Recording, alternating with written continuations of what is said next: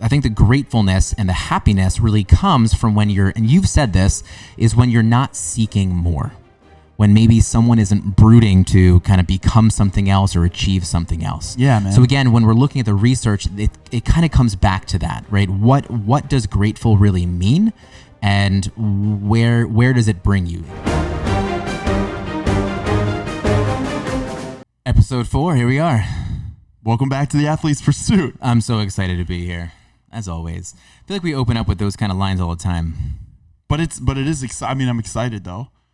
Yeah, we are. We were just talking though how we're a little bit out of that honeymoon phase Of the show? Yeah, it doesn't mean that you don't like it, you're not enjoying it. It just means like I think that it gets down into the quality of it versus the what we said, like, oh, the cameras are back on, we're excited. You know where we are? You know where we are? We're like on a 5th date.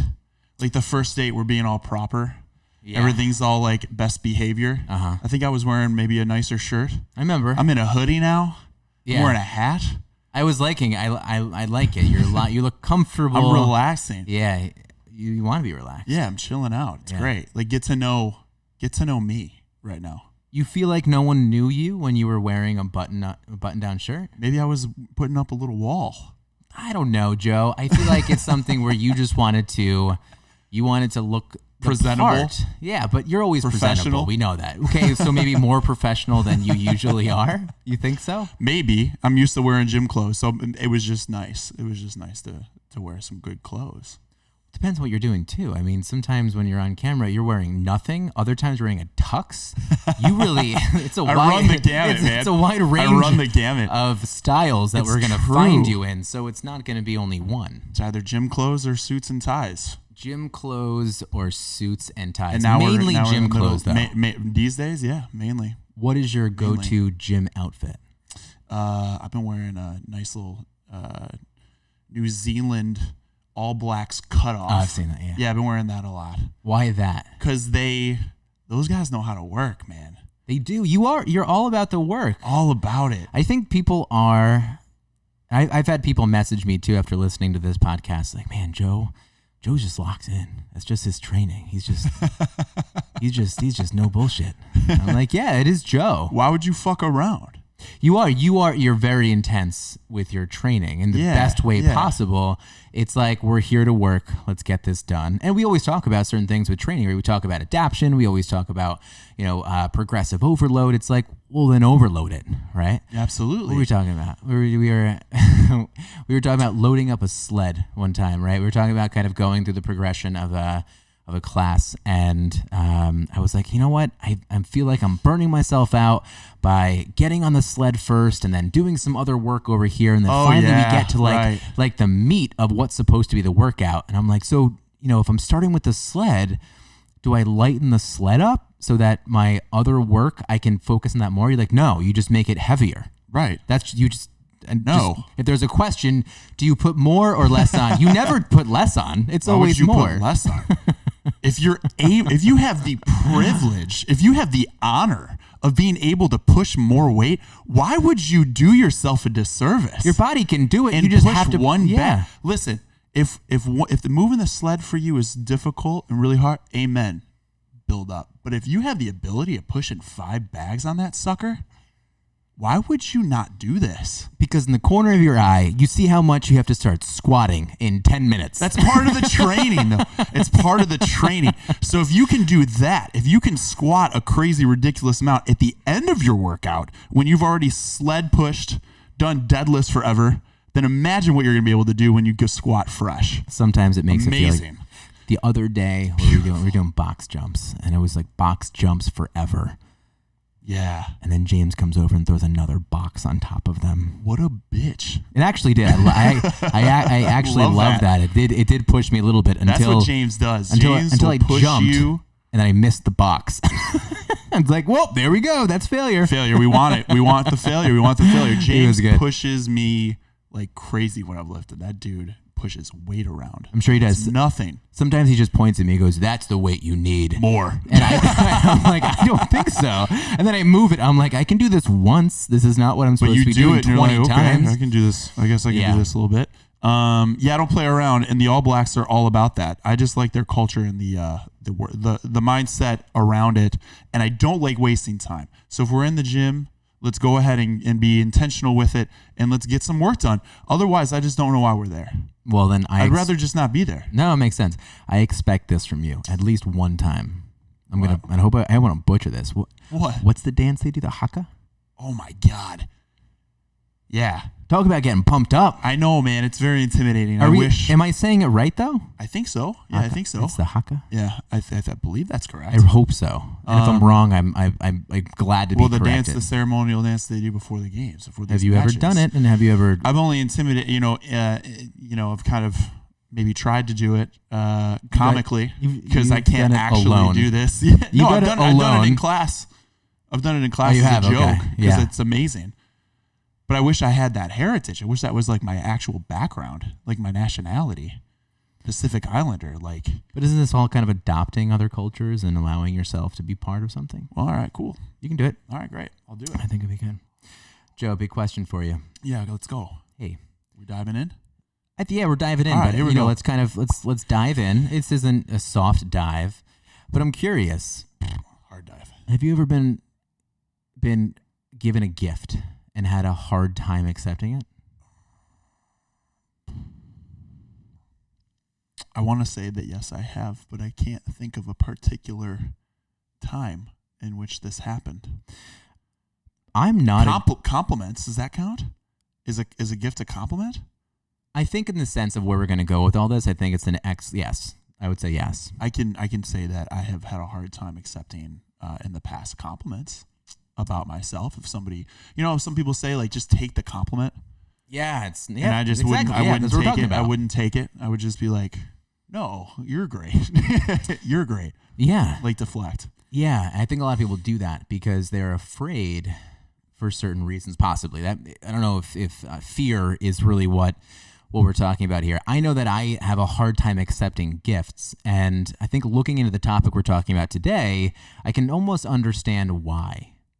And so we're talking about gratitude. Gratitude's the topic of the day. Now, we were talking earlier about how gratitude, we were thinking, man, really short episode. We don't really have to talk so much about that. Yep. But there's a lot. There's so much within the theory of gratitude and so much within the science of gratitude. This is a heavily researched area. Way more than I honestly thought. I'm not shocked that, of course, it's research, but when we talk about gratitude, I thought it was going to be some quick topic of just you journal, you talk about gratitude. We all know that it's something you should do. It's great. It puts you in a good mood. You can reflect. Yeah. But how do you measure the effectiveness of gratitude, which is basically what we've uncovered in some of the research that we did, right? People have been trying to measure the effectiveness of practicing gratitude. Yeah, I'm glad you said that because it's not as if I was surprised to see more. I think it was more that it was so in depth and how people practice gratitude and kind of the effect it can have on everything and all that kind of stuff. Because I've always heard about a gratitude journal. And I think what's something very common here, and this is where my mind went first when talking about gratitude, is what's the difference between gratitude and being thankful?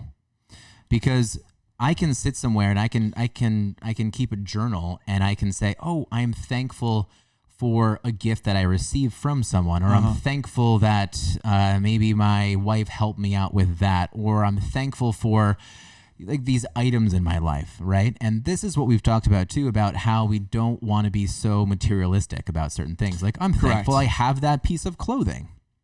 Right. And I think that's what people can get confused, the difference between thankfulness and gratitude. And there is a big difference.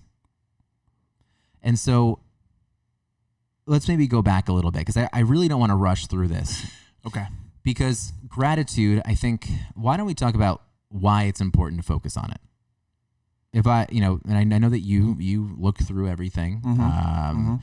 But why would gratitude be so important for someone to think about? Oh, I should be listening to these two guys talk about this right now, and it can benefit me because gratitude can do this.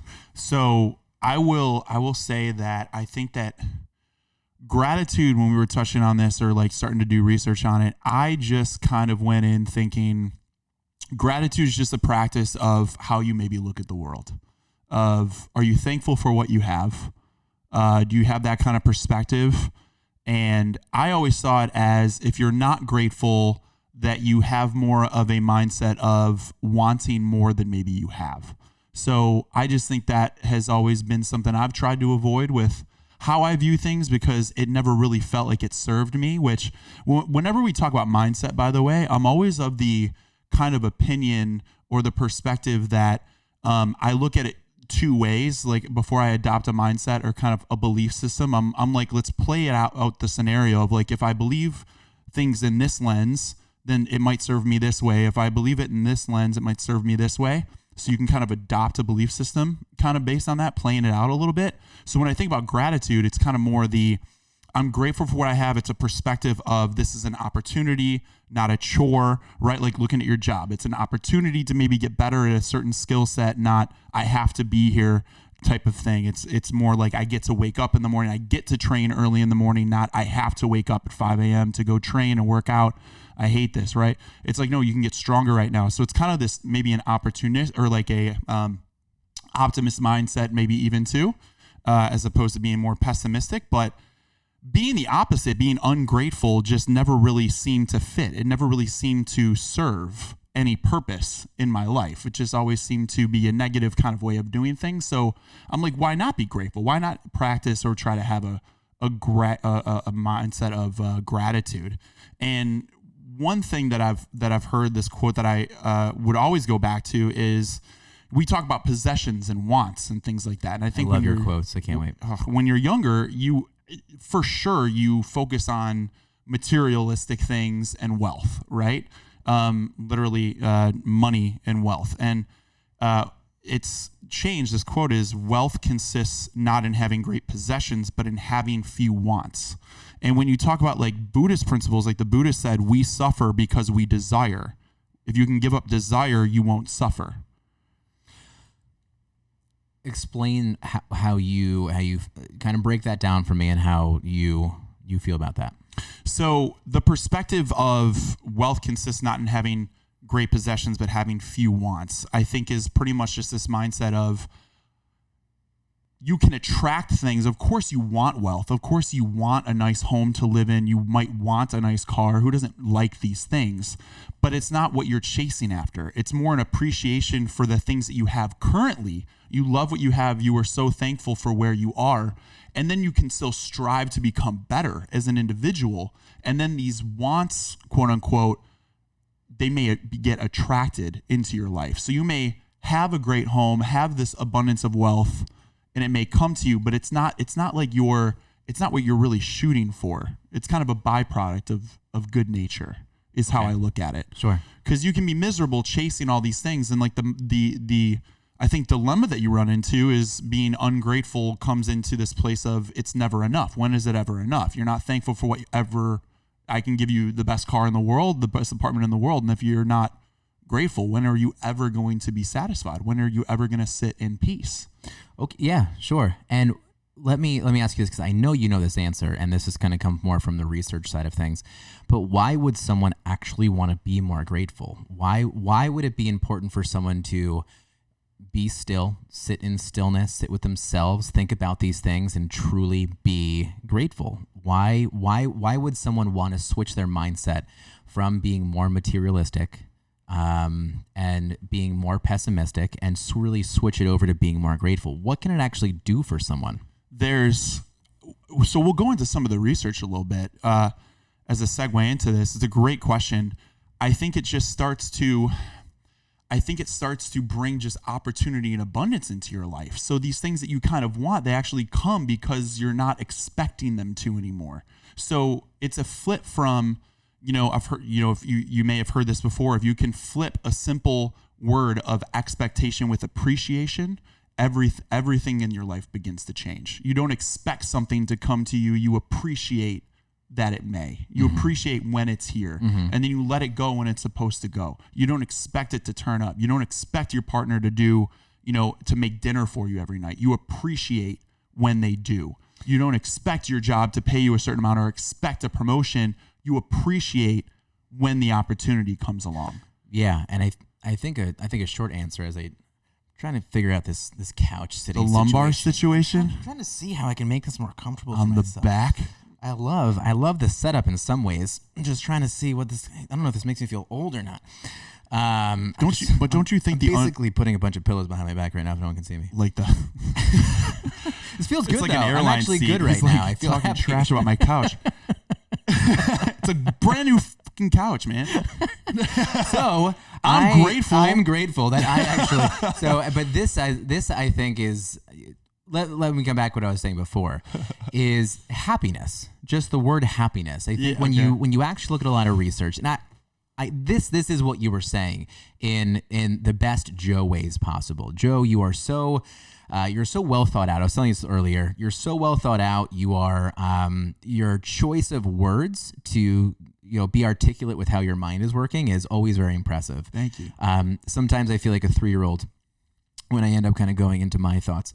But happiness is more or less what you would come across when you're looking at research, right? It's basically how you can elevate happiness in your life, which is coming from abundance, which is what you're saying, right? It is. So who wouldn't want to be happy? I think That's I think that there are people who live by misery loves company. They feel more comfortable in depressive states. Mm-hmm. They might not want to be there, but they feel more comfortable within it. There's people who are very critical of certain things in life, and that's how they think. Mm-hmm. And so their mind always goes directly to that, and they feel comfort. That is how they identify themselves. That's a very interesting point you just made right there. That's very true. And so there are people, though, that they feel more themselves when they're happy. And so when they're in a situation where they're thinking more critically or they're judging people, I think that they want to change that. And so they think a certain way. And I think gratitude is one of those things. And so if someone's thinking, why would I care about gratitude? I would say there's so much research, there's so much theory and research to back up why you'd want to do this if you want a life that is considered happier. And let me dive in here. Let me piggyback off of what you're saying. Some of this too, I think, is what to just get onto your point here. We have like negative loops of sometimes of like thoughts that go on into our head, right? Yeah. So what you're saying is you can get addicted to a negative pattern. Right? Like this is very true. You can have kind of just a negative loop of, for lack of a better term, maybe a victim mindset, right? Like, why is this happening to me? These types of situations. And you can just be telling yourself this stuff nonstop because you repeat the same internal thoughts most every day. There was some thing that I learned, like I'm not going to get this exactly right, but like say 90% of your thoughts are actually repeated day after day. So you're telling yourself the same stuff. Mm-hmm. So this gratitude to me is almost this hack of like, you can interrupt your thought pattern, right? So if you have this negative thought pattern, you can interrupt it and bring in some positivity, inject some positivity in it to change how your day is going to flow. And then the whole point to me is really about building momentum so that you can start to change that thought pattern over time. But it's very difficult to do. If you have a negative loop, the only way to change that is through a very consistent practice, right? Sure. Which isn't a lot of fun in the beginning, but it's kind of you're being very consistent with it to change kind of your thought process, which the whole point of this show and everything we're talking about is how do we adopt a better mindset to be more productive and be better humans, right? And so this to me is a very important kind of simple life hack, if you will, of how to do that, right? To change your lens in which you view life, to be happier, because happier people work happier and do better work. You're more creative. You work harder. Yeah. You're a better partner. I think you're just more creative and just kind of more attentive. So let's dive into some of this research a little bit. I'm curious what you found when you were digging into this with what gratitude and like the correlations, like what actually happens to you when you're practicing gratitude. What did you dive into? Yeah, there is so much in this. And people have been researching gratitude for so long. And so there are centers across the country, centers of longevity, centers of humankind, looking at some areas where there's a lot of research still going on. George Mason University is one of those. I believe that's just outside of DC in Virginia, right? Yep. San Diego, there's some great centers over there where they're looking into this kind of research as well. I think USC is another one. So there are many researchers that are currently looking into this, and it's almost a little bit of there's kind of faith within this, there's religion within this, and then there's science. And so there's a lot of things. And I was just kind of thinking, right now, there's some good research that was coming out, but it really comes from some places that are kind of questionable in terms of them looking into it. I was just looking, I'll come back to it if I can find it. Okay. But the John Templeton Foundation, which some people look at as it's a foundation that likes to look at research, but it's almost anti-science, some people say, and it's so pro-religion. Oh. But gratitude, I think, can fit into both of those categories. And I think you can still you can kind of tease out great research from both of those. Yeah. So this is one of those areas where I think anybody can almost get involved. But again, everything this comes back to is looking at happiness, whether it's going to be in a work environment, whether it's going to be in a relationship, whether it's going to be in success in life, and whatever you want to accomplish. Yeah, man. So if you are listening to this and thinking, why do I care about gratitude, is because it elevates so many things in your life, apparently through the research that we've actually seen. And my biggest idea here is I want to understand too how this really affects men in particular. I think that it's going to be interesting to look at certain things around different age groups. So like millennials versus baby boomers, in marriage, kind of what it can do as well. So I think we've done a really good job of kind of breaking down what that gratitude is and making sure that we're separating it from being thankful that someone's kind of given that material gift to you versus more of a feeling, which I think is what the gratitude is. That you feel grateful? It's a larger than you type of thing is what we're really thinking about. And a lot of people kind of think about this too, whereas you can kind of use emotions. It's not that you're thankful that you are on vacation or that you're grateful that you're on vacation. You're thankful that you're on a vacation, but you're grateful that you have the opportunity in life to put yourself in a situation where now you're sitting on a beach and you're feeling the breeze in your hair and the warmth of the sun on your face, and that you can share that moment with your family and maybe other people. You're grateful for that type of opportunity, right? Yep. And that's just where we're kind of looking at this. But I think the gratefulness and the happiness really comes from when and you've said this, is when you're not seeking more. When maybe someone isn't brooding to kind of become something else or achieve something else. Yeah, man. So again, when we're looking at the research, it kind of comes back to that, right? What does grateful really mean? And where does it bring you? It's that happiness. It's that less of a drive to need to take the next step. You can kind of remain in the moment, and you can reflect, and you can be thankful or grateful rather for all the things that you've been able to achieve and the moment that you put yourself in. You're not looking to take that next step. I love that. Yeah. And it's just, I think being in this city in New York, you don't have a lot of people doing that because you are thinking about the next step. The next thing. Yeah. So I'm going to jump in here. What you're saying is so important. And so when I was doing this research, I was reminded that I actually had been taking this course. I signed up for this course during quarantine. It was a free course at Yale that I was taking months back. A friend recommended it to me. It's called The Science of Well-Being. So Yale actually designed this course. So it's Dr. Laurie Santos created this course at Yale, and it's wide open online for the public to take. Yeah. So you can go online right now to Yale and take this course. And I think it's amazing because she's talking about these things.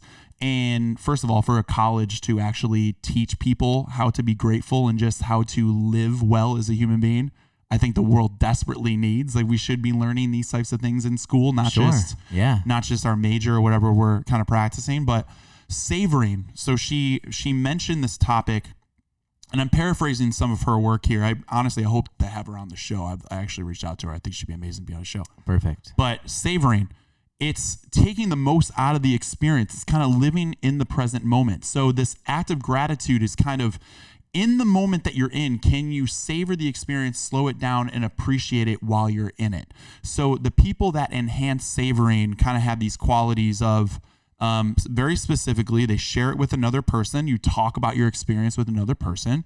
You thought about how lucky you were to be in this moment, right? You actually enjoy the moment. You show a physical expression of energy. So like laughter in the situation that you're in. You tell yourself how proud you are of yourself for being here, right? What it took to get here, all those things. You just reflect on it. And then you're in the present moment. You're not thinking about the future. You're here. You recognize this beautiful moment that you're in. There's a stillness in it. Now, the contrast of that, of not savoring, is exactly what you were just mentioning. So you have this attitude of a little bit more, they're focused on the future. They're asking like this is going to be over. Everything ends. This will be over. Reminding yourself that it will be over soon. You're thinking this is not as good as I hoped it would be. Right? You have these expectations you tied to it. I expected it to be this, it's this. And then you're like, nothing lasts forever. And you tell yourself things like, I don't deserve it, which goes back to the first question you asked me. Do I receive a gift? And if you can't receive a compliment, you think, I don't deserve that compliment. So you're not savoring this great thing that's been around, right? What are you doing? Pause for dramatic effect. Are you giving me, Joe. Is this for me? It was your birthday recently. Is this a German Shepherd? And I know you've been wanting a German Shepherd. I don't think it's the right time for you to be getting a German Shepherd, so I figured I'd give you one that maybe is less to take care about, right? So this, that's perfect. You can give it a name. A stuffed toy. So there's a word Aurora on it. Okay, right? I love this. But this is yours. I hope that you can accept this gift of a German Shepherd. I gratefully accept your gift of the Amazing. German Shepherd. That's amazing. Yeah. And so Joe isn't so much as thankful for the gift. He's grateful that he that can you have, even that he, thought he, of that he me. give a podcast with someone who is thinking so much of him like that. So put him right here. Yeah. Chill out. When he gets a name, let me know. No, you have to do it. No, I already have one. Really? You don't think I have one picked out? Okay. When I have a German Shepherd, this is a female, by the way. It's a female German Shepherd. Okay. It's Coda. I love that name, man. That's really good. There it is. Where does Coda come from? I don't know. It's a badass name, actually. Right? It's a little bit military-esque, and I think Alaskan right away. I don't know why I think that. Yeah, I'm with you on it, though. I'm with you on it. What are we talking about? Dude, this is awesome. I know what we're talking about. Where are we back? I wrapped up savoring. I wrapped it up. I put a bow on it. I went to go drink some. I dribbled. Spilled. And then you notice how like I just continued to go? Like Yeah, I you saw did really you dribble good. and I was like, you are not gonna I'm focused, bro. It's a sign of a true professional. Okay. So I think you were talking about being in the moment. You were talking about this Yale course. Yup. All this stuff is really great. Were you in the moment? You were in the moment there. I was thinking about your gift, and I dribbled, and then all this kind of stuff. Right? Yep. I was listening still. Okay. I try and multitask.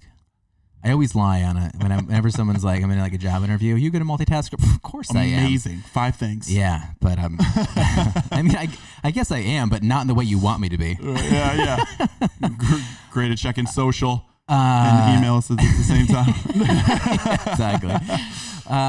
Living the moment though, because I love this because how my brain works is I always just try and kind of come back and just kind of repave the way of kind of how we got here. So someone listening to this is thinking, okay, why gratitude? Okay, happiness. I want to be happier. But it's also something where I think pulling yourself back in the moment can be so helpful because I think you can reach happiness from that point. But what's the other side of it? And I thought you were going to go this way, and I think you did a little bit because you always use those great words and you kind of go into your theory, and it always really works. But I was hearing someone talking about this idea of kitchen sinking. And this is what we do in our own heads about ourselves. We can also do it about someone else. I've also talked about this in therapy, where we think about catastrophizing almost. Oh. And we kind of let things roll over itself and kind of like builds itself up. So the opposite of being grateful and living in the moment could be almost this idea of kitchen sinking, where we end up having this one dirty dish that's maybe in front of us. So I'm sitting here, let's say I just dribbled on myself and I think, oh my God, like what an idiot. The last time you did that, I can't believe you did that too. You made a mistake. You make a lot of mistakes. Okay. So now all these other dirty dishes start to come over and I'm pulling them out of the past and thinking, oh, well, remember the last time you dribbled over there, you made a mistake while you were on that podcast, you made a mistake when you were on video. Man, you are such a klutz, right? And so we start to almost kind of like build up these dirty dishes for ourselves. And this isn't my explanation. I heard this and I don't want to take credit for it. I thought it was just really good. But we start to kind of like build up these little dirty dishes until it's almost so overwhelming. We have a sink of dirty dishes. And now I'm no longer in the moment. I'm no longer enjoying that, I was able to give you a gift, that we're having this amazing platform and we're talking about this thing. I'm spending time with you and, we're talking about self-reflection. But instead of that, I'm thinking about how clumsy I am, right? And it kind of removes you. So you can think about this at like a family vacation or think of it at, during a holiday where you're not really in the moment, but you're thinking, okay, I'm back at my parents' house. Maybe your parents' house wasn't really a happy environment. You made a lot of mistakes when you were back in high school. You're thinking about that. You're thinking about, how did I put myself in this position? I could have been better. My God, this is not good. All of a sudden the holiday weekend is over and you've done so much toxic, you've been breaking yourself down the whole time. So these dirty dishes kind of pile up. Does that kind of make sense? I don't know if I explain it well. It seems to be like just the momentum thing of like you have one thing that's very small and insignificant happen, but like you start to manifest a negative kind of response to it, and it makes you think about, oh, when I did this wrong and then I did this wrong, and then it probably just creates a lot of self-doubt. Yeah, and so being grateful is almost this idea, the opposite idea of building up clean dishes. Where when you catch yourself, which you have to be able to do, you have to be able to understand when you start to go in that direction and say, I don't want to go that way. I don't want to be thinking toxically. I don't want to be thinking, put myself in this depressive state. I know that I feel comfortable there, but I do want to be happier. You have to accept that. So building up things like those clean dishes and having them ready and in your pocket, you say, oh, I realize I'm starting to go down that road again. Yeah. Okay. But you need to be able to pull things out. Like, let's say it's going to be in, you go back to maybe your parents' house, or maybe let's use my example right now, where instead of me thinking about me being clumsy and, me dribbling a little bit of this on myself as we're drinking it, I can kind of think more about my environment and kind of build up. Actually, I always love, being able to kind of research these kind of things. I love the conversations we have. I'm grateful to be in this moment right now. I can think about, certain things of, I love the conversation that maybe I was listening to on that last podcast. Maybe not the best example right now, but you start to kind of pull out these other things about how grateful you really are. So instead of going one direction, you bring yourself the other way. Right. And you start to just kind of think more positively. Yeah. Okay. Yeah. Or like in that holiday kind of scenario, instead of thinking about all the mistakes you made in high school or the bad times you had with your family, you have ready to go. Okay. When I think toxically, I'm going to think back to that vacation that we had that we really enjoyed. I'm going to think back to 3, Christmases ago that was really enjoyable. I'm going to think about that time that, my dad and I had a good, throw in the backyard and, all those experiences I had. I'm going to think about all those comforting times that, we sat in front of the fire as we read a book. I don't know, do we do that anymore? But like you have those things ready to go. So instead of you thinking toxically, you think positively. And that makes you more grateful, right? You pulling out all of those thoughts, you're being more grateful for all those memories that you have and the experiences you had with your family and all that kind of stuff. Okay? Yeah. So at the sake of me not sounding articulate, I hope that came across somewhat where it makes sense. It does make sense. When you were, some of the things you were talking about, like especially the negative kind of loop and building that momentum, I was reminded of like even a story about myself because I think some of this, like practicing gratitude or just having this mindset of looking at things as maybe an opportunity, versus being pessimistic about things or going into a negative cycle is like building a muscle because we're all human beings. I mean, like I wake up with negative thoughts, right? Like it's not like everything's perfect all the time, right? It has gotten easier to snap myself out of it or to recognize that I'm in a pattern. right? And I think that's kind of more what we're aiming for. It's not to just erase negative thoughts. It's not to say that they're not going to happen. It's not to say that you're not, I will wake up again ungrateful for a situation. It will happen. It's just more, can you snap out of it? Can you recognize that you're in it and go, dude, this doesn't serve you right now? Like, okay, but reframe yourself. What do you have to do to shake yourself out of it? Which quite honestly is one of the reasons that I really love to train, because it really puts me back into a positive space.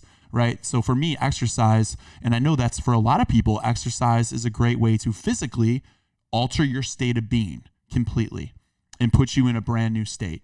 Now, I will say this whole thing about this negative loop that you bring up. Yeah. You sound angry. Well, no, again, part of this show, like we're trying to think about, we want to perform at high levels, right? I mean, like a lot of this is, I just want to get the most quality out of life, right? I want to enjoy experiences. I want to do great things. I want to have a good time. I want to stretch myself, challenge myself, and get better with time. And so some of these things, you think professionally, how can you get a little bit sharper in your craft? How can you perform better? And you can study, you can do all these things, but if you have a negative loop going and you keep creating self-doubt because you have this maybe ungrateful view of like what you've done or what you're capable of, you're not gonna be able to perform at a high level. And I can remember, when I was starting to do acting and like kind of improv comedy back in the day, and I was at this audition, and I would get so far in my head because I was not focused in the moment. I would continuously think about what should I be doing? What should I be saying here? What does this director want me to do? When is this going to be done? Mm-hmm. And then I would think about all the other times that I would screw up in the past. I'd think like, man, like, you've screwed up in this audition. You're not really that good. You went to acting class and like you bombed that scene, and you would just reference back all these negative points. And I say this story because I think this is very commonplace for people, and I would get very nervous about auditions. Which was a huge part of my job, modeling and acting. I mean, this is what you're doing. You're going to auditions nonstop. So what I can tell you and what I learned is that I just hit this point of recognizing that me thinking about how I shouldn't fail and referencing all these points of like, you did this so bad, so don't sure. mess up. And that was my self-talk, created a situation where I would mess up because all I'm thinking about is how I messed up in the past, or don't mess this up today. Sure.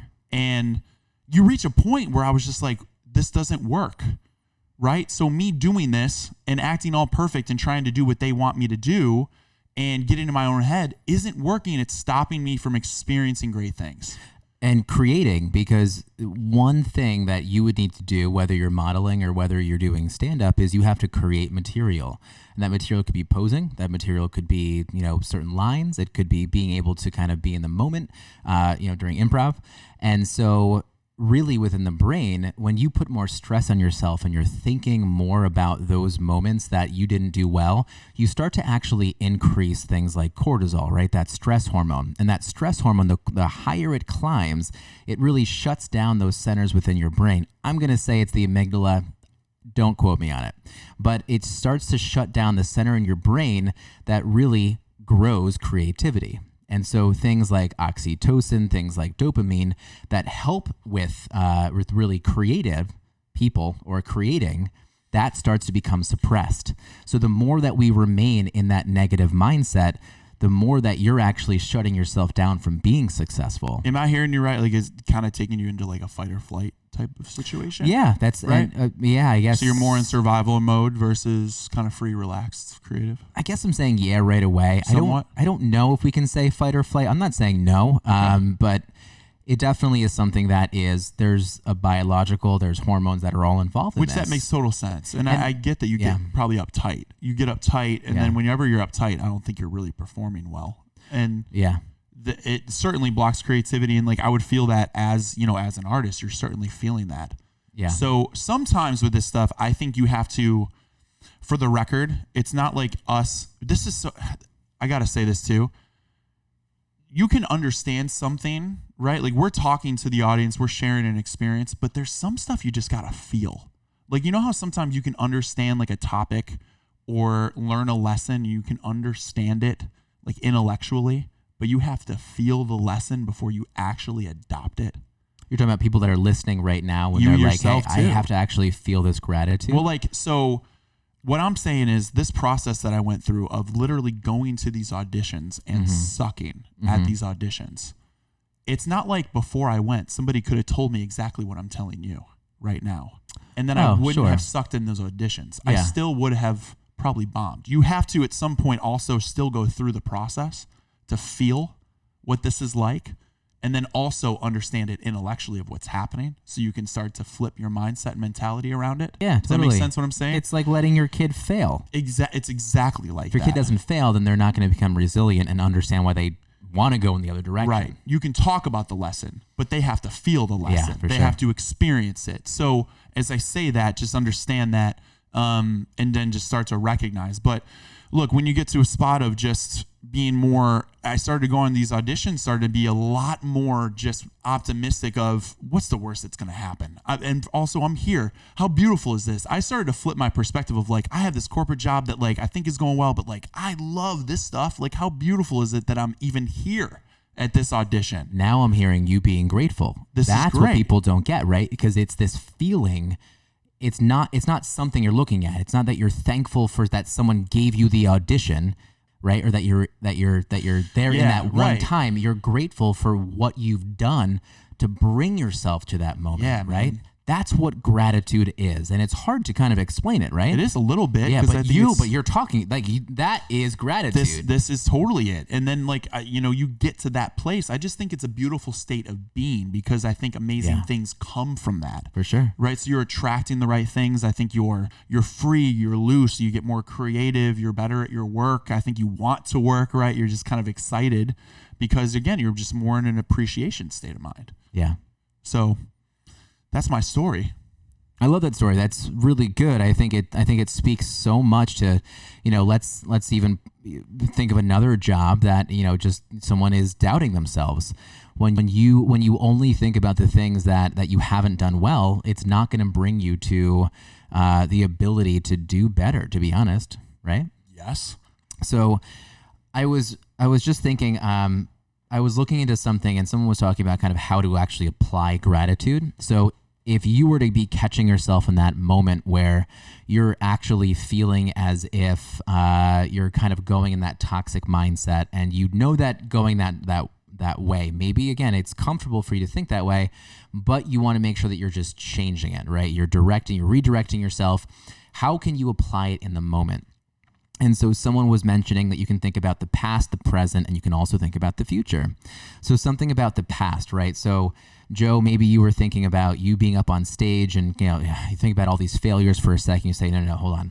Let me think about the past for a second. So that's where you can kind of reach back in your mind and start thinking about memories, right? The memories of what you've done, kind of like how many stages you've been on or how many auditions and these, amazing people that you've been around, like the opportunity to have done it, right? Man, I haven't booked the job, but I booked a lot of auditions, and that's pretty amazing. In New York City, are you kidding me?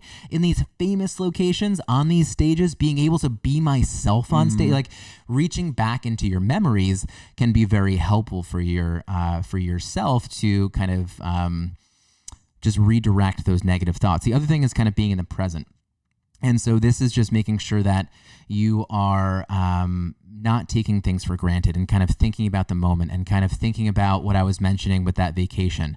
You're feeling certain thing. You're thinking about your senses. You're feeling the sun on your face while you're on the beach, and how grateful you are to be in a world that can actually present that to you. You're also thinking about the feeling of the sand in your toes, or if you're on stage, you're thinking about how cool it is in this moment to now I get to open myself up. I'm not reading anybody else's script. This is me. You're seeing completely me, and you might not like it, but I'm so grateful that I get to be me right in front of you right now.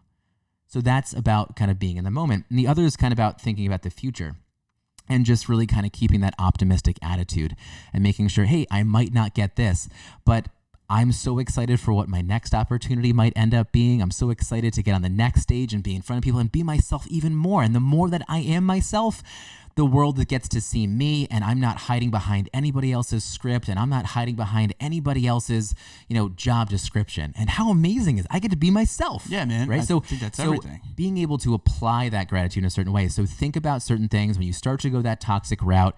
Just start to think about the past, the things that have been that you've really enjoyed.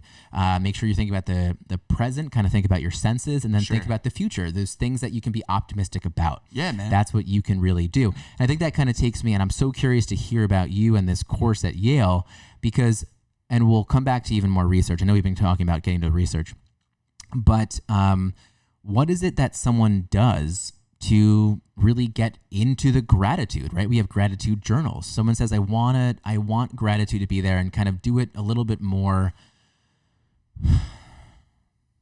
not succinctly, but just trying to. What, just more routinely? Just to make this more of a habit?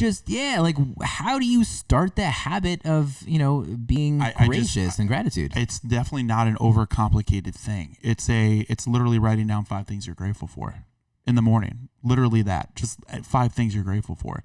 It's that simple. It's just the practice of this has benefits. So it's not a complicated thing. It's do you practice this thing, which I'm guilty of. I've gone through periods where I've done this, and then I also, I'm not currently doing this. And it's getting me to think, maybe I really should start doing this again. Because you start to wire yourself a little bit differently. So there was a study done from Emmons and McCullough. It was in 2010. They did a paper about if you actually just write down these 5 things, what happens? If you do this for a few weeks, what actually happens? Because I just hate doing things because I'm supposed to be doing them, which I feel like when people talk about gratitude, we're just you should be grateful. Write down things you're grateful for. But I'm but why? What does this actually do, right? Yeah. So apparently, and this is from the course at Yale, they're saying that your just perspective, the way that they measured happiness and your view of life completely altered by either half a point or even a whole point on many of these things. So your outlook of life as a whole, how you view your upcoming week being more full of opportunity, even physical symptoms that you felt about being sick, your physical symptoms reduced by simply feeling grateful. Mm-hmm. And then they found that you were even more likely to involve yourself in healthy habits like exercise up to 1 more hour per week. When you were practicing gratitude, you just naturally do these things a little bit more. There was immunity within there too, which is kind of what you were talking about, right? With just health, just how your body's responding. You can be healthier just by thinking about more there's power in your thoughts, when there's man, more gratitude within there. And I think that this gratitude journal you're talking about, people say write down 5 things that you are grateful for, and really making sure that you're separating thankfulness versus gratitude is important. But the more you do it, you're saying that your brain just rewires and thinks that way. Yeah, right? It starts to absolutely. Yeah, and then that's on what you mentioned about going to work out. You said, it's not that I have to work out, it's that I get to work out. I have legs that work. I have a body that can move. I have the opportunity to go to that gym. Yeah, man. And I'm not trying to sound corny with this stuff, but it's it's just but what's your alternative way of thinking? That's what I'm always asking. I'm always questioning my thoughts. And I'm I could think about it like this or view it like this, or I can go about it this way. Yeah. But why not see it as an opportunity? Why not see it as a gift? Because the alternative, quite honestly, to me sucks. It makes no sense. Why would I look at this as a chore? And if I really do feel that way, well, then why wouldn't I change that shit? And I think that's the hard thing of kind of well, why would someone care about gratitude?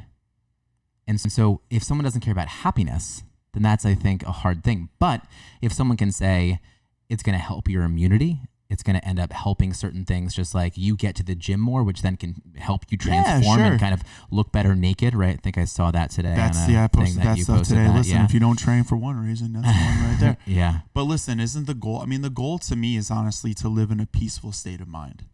Especially as I get older, that's really one of my main goals. And I want to foster good relationships with people. Yeah. And I want to come from just a healthy, balanced place mentally. You know what that feels like when you're clear-headed and you just have kind of a more positive kind of viewpoint. And so why wouldn't you, I'm trying to do better at cultivating this quicker and more often throughout my day, right? My week. Which leads me to relationships, because it's super interesting when we're digging into this research too, just communicating how grateful you are to your partner of any kind of relationship improves that relationship almost immediately. Yeah, and I think this is a thing where it's hard for genders. There's a difference between genders and gratefulness, and I think that what I was seeing, and tell me if you don't think this is right, but I was seeing that men tend to have a harder time with gratitude and being grateful, because if someone's grateful for something that maybe your spouse has done, or letting them know that there's a little bit of indebtedness that's really due. And men don't want to feel that way. Most men want to be a little bit more free. And so they don't want to have to repay something. And so that's what I kept seeing, is that men want to feel as if they're not indebted to someone. Oh, thank you for doing that. And so that's kind of going back to even like the gift of saying like, oh, I'm not good at receiving gifts because now I have to give you a gift back and I don't really want to give you a gift, right? So the same thing in relationships, where I think a lot of people have a hard time with, hey, can you do this for me? And so with men kind of being able to accept something that someone does for them, they have a hard time because now they have to repay it. Where females, in a lot of these studies, showed that it didn't matter. Females are like, it's not indebtedness, it's that we're just working together and this is great. This is bringing us happiness and we're communicating in a certain way. So that, I think, was really interesting to see the difference between men and women within those relationships. Did you end up coming across anything with that about exactly how men felt and why they had a harder time with it? Not specifically with men. So I'm kind of, thinking about what you're saying, if I can relate a little bit or know some examples. And maybe you can, that's okay. This is very interesting. What I found in some of the research was from, there was like a paper that Barton did in 2015 talking about just that that gratitude is used as a method of intervention for couples that are on the brink of divorce, that just simply communicating gratitude and how you feel about your partner, both of you communicating that, reduces divorce possibilities dramatically.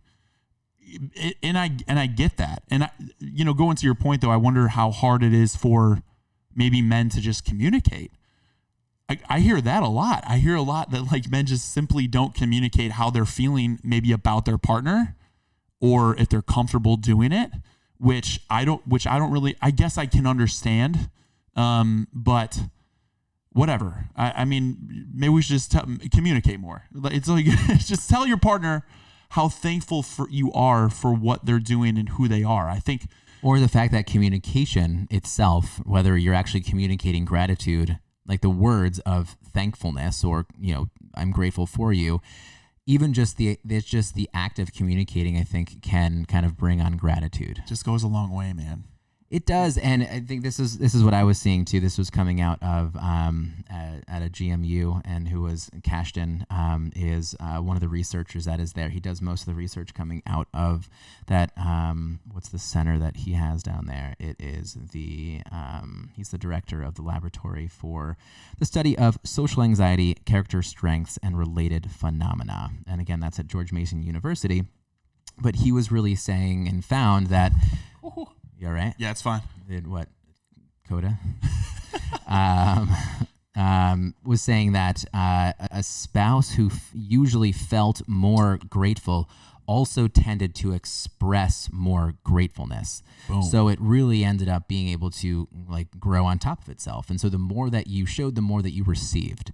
And so if you don't feel that someone is grateful, you don't feel that your spouse is grateful for you, you can end up sitting back and saying, well, then, you know what? I'm not going to tell you how grateful I am for you. I'm not going to thank you for anything you end up doing. I'm not going to, see, I get that. And so that kind of creates that toxic relationship, right? The loop so again. Being able to really share how grateful you are, maybe in a moment where you're like, okay, I'm not going to repay you because you didn't show me how grateful you were before, but making sure you do, you're going to be receiving that back so much stronger.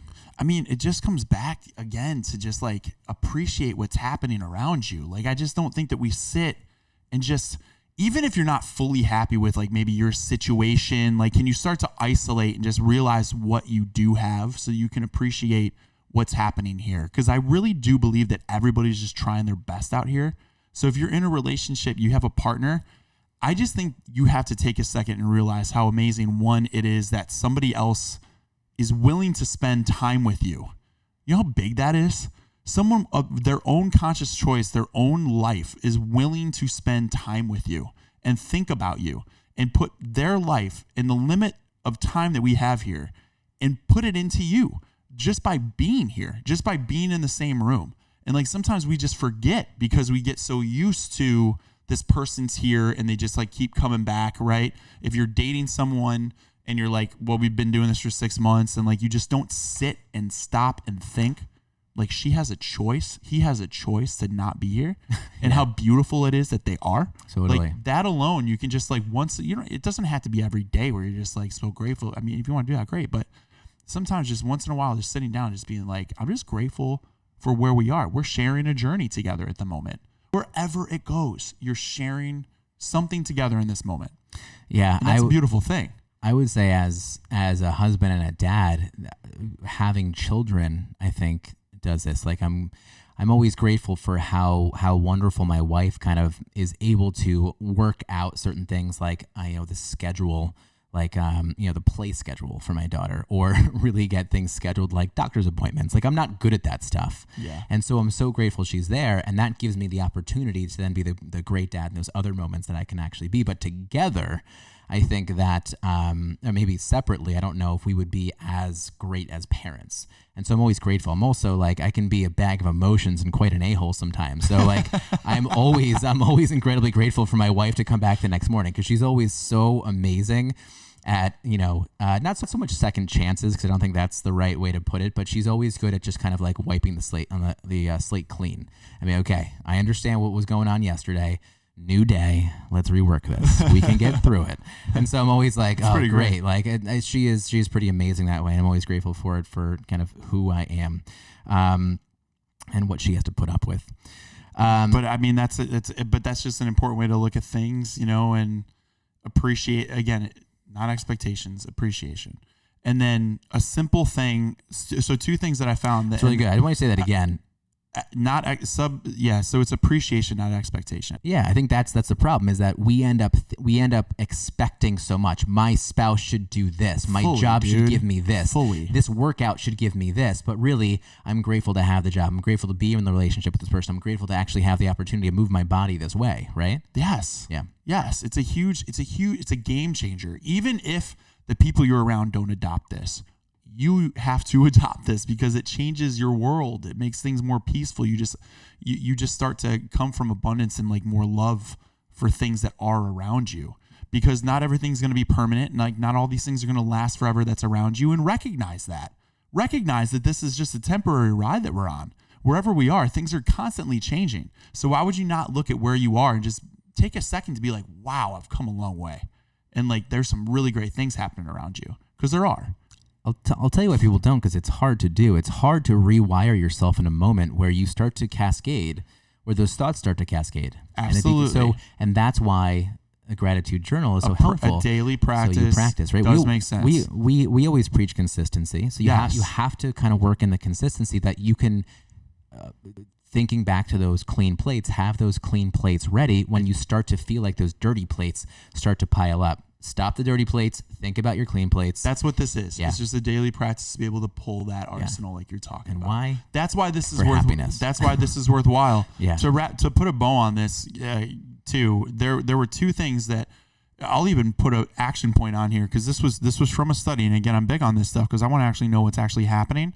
They said if you were to write a gratitude letter thanking someone, and I've done this with my grandpa, not knowing this was like a thing. Just writing a letter to my grandpa when I was like in my 20s, I wrote a letter thanking him for just who he was, right? And they said they tracked this study. If you physically give the letter to them, not email, but you write this letter and you physically give to them, they were measuring and tracking the lasting effects of happiness. Mm-hmm. It was immediately post letter, there was a significant spike in happiness from the individual, and the best part, it lasted through 6 months. There was a slow decay of kind of happiness up to 6 months, but that one event increased your happiness threshold and stayed with you for up to 6 months. Yeah, I think this is the same study too. It's out of Chicago.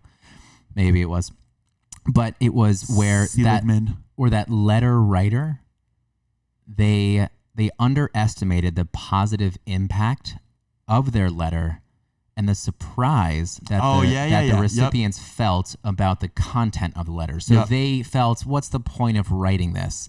And so they underestimated how the person was going to feel when they actually received it. Yeah. And so they also overestimated how awkward the recipient was going to feel as well. And so that, again, is part of that toxic mentality where we start to talk ourselves out of happiness. We start to talk ourselves out of what we're really doing. And so we want to make sure that what you do is when you start to maybe thank yourself a little bit more mentally or thank other people mentally, it can become something that's less awkward for you. There was also something I saw here about, and this was looking at high school and also college men, because I love understanding why it's so awkward for men to do this.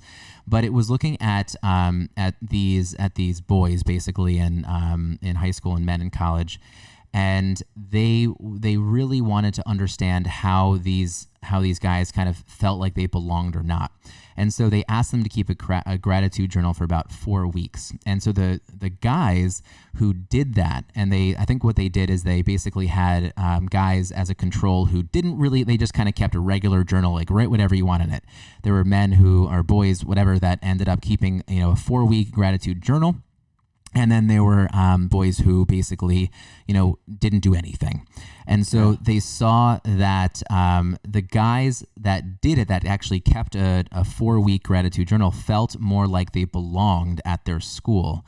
And this was supposed to suggest that the activity itself, that keeping that gratitude journal, could help students, particularly boys, feel a lot more supported. And when you feel more supported, that can end up helping you become more creative because it starts to reduce those stress hormones and all that kind of stuff too.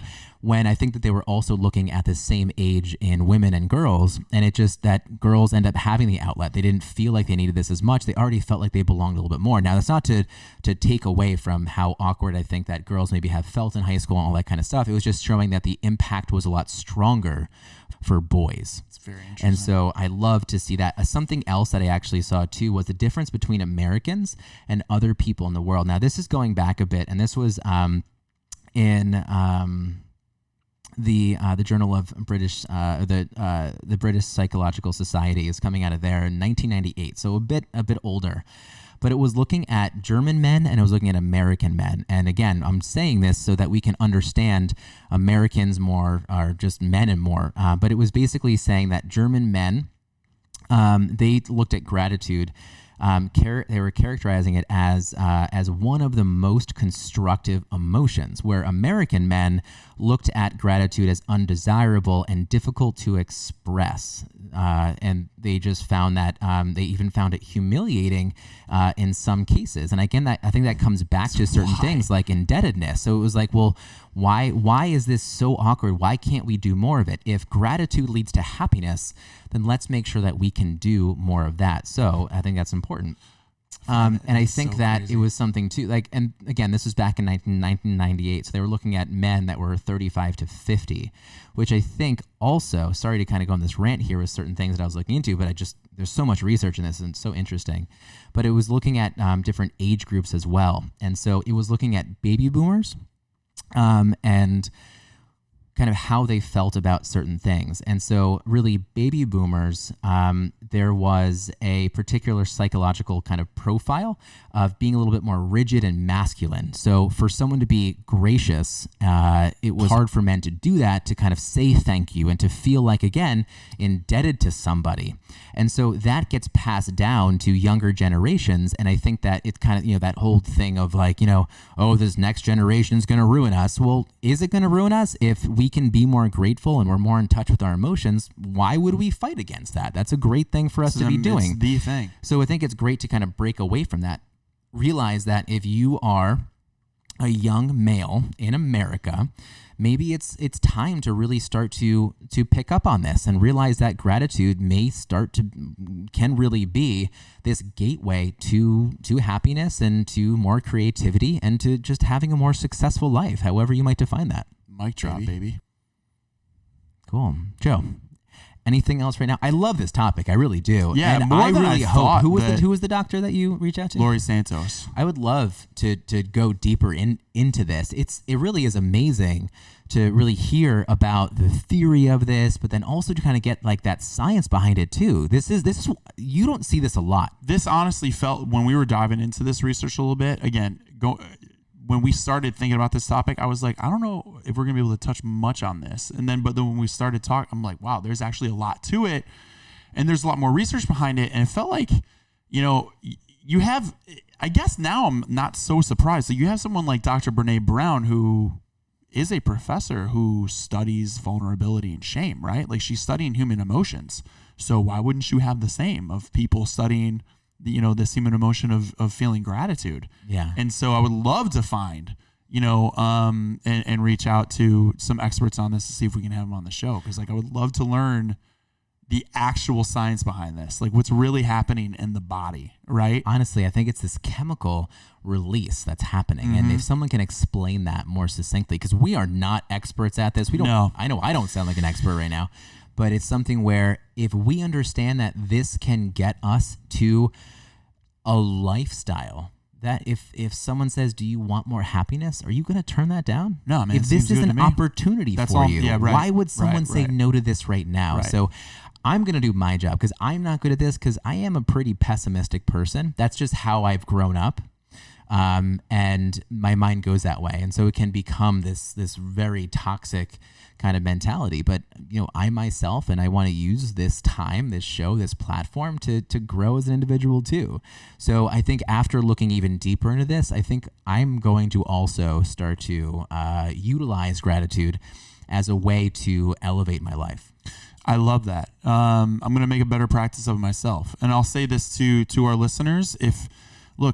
Try to do the same with us. Let's do a daily gratitude practice. Or listen, if you're not ready to get into the daily routine of it, let's just start with a simple letter. Why not write, as an action item from even this show, write a letter of gratitude to someone that you care about. Let them know. Yeah, because, don't think it's awkward. Yeah, it's not. They're going to appreciate it. They want to hear it. We're sharing a life experience here. Like, this is a beautiful thing. People want to know how they make you feel, and we don't share that, and it's such a beautiful thing. So just do it. Let's all do it. Yeah, definitely. Well, Joe, I think that's it on my end. Coda, anything from you? Great stuff. Coda? She's good. She's good. Lots of words. Good. Yeah, guys, it was great. I love this topic. We will bring even more to you. Take care. Bye.